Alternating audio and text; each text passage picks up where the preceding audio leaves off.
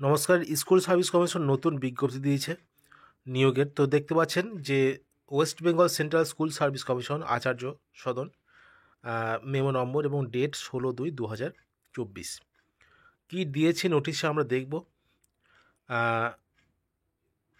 Second phase counselling for the post of assistant teacher in connection with first SLST for upper primary level of classes 2016 in compliance with solemn order of the honourable division bench এবং case number দিয়েছে। Upper primary লেভেলের যে second phase counselling assistant teacher নিয়োগের জন্য সহকারী শিক্ষক নিয়োগের জন্য সেই সম্বন্ধে কিন্তু একটা নোটিশ জারি করেছে West Bengal Central School Service commission. কি বলেছে দেখে নেবো এবং তার লিস্টও দিয়ে দিয়েছে, আমরা দেখে নেবো সেগুলো।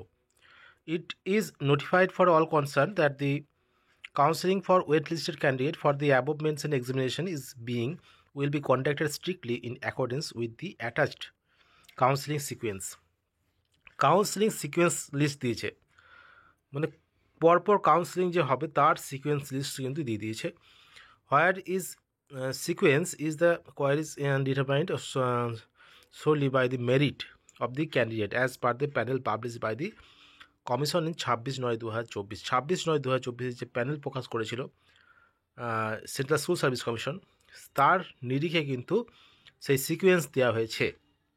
দি number of categories of vacancies that a candidate can choose from shall depend on the wait listed status of the candidate who may not hold rank is in multiple category. A candidate holding rank in two category, for example, will be able to choose from two concerned categories of vacancies, while a person holding a single rank will be offered the choose of only one category of vacancy.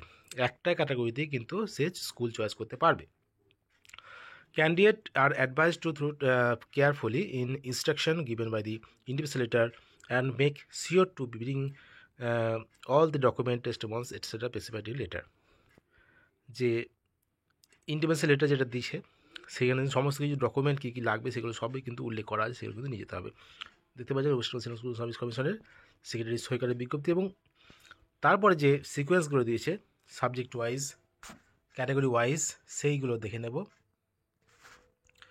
এই যে একই ব্যক্তি বা একই candidate একাধিক যে rank করেছে সেই র্যাঙ্ক অনুযায়ী কিন্তু সবই কিন্তু দিয়েছে। দেখুন, একজন ব্যক্তি কিন্তু একাধিক ক্যাটাগরিতে র্যাঙ্ক করেছে, male female, male only male, এই সমস্ত বিষয় কিন্তু দেখতে হবে।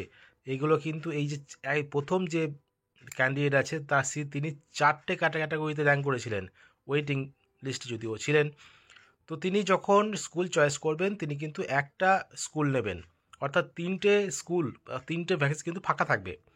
সেই জন্য যে পরে অর্থাৎ থার্ড কাউন্সিলে কিন্তু অনেক ক্যান্ডিডেট সুযোগ পাবেন।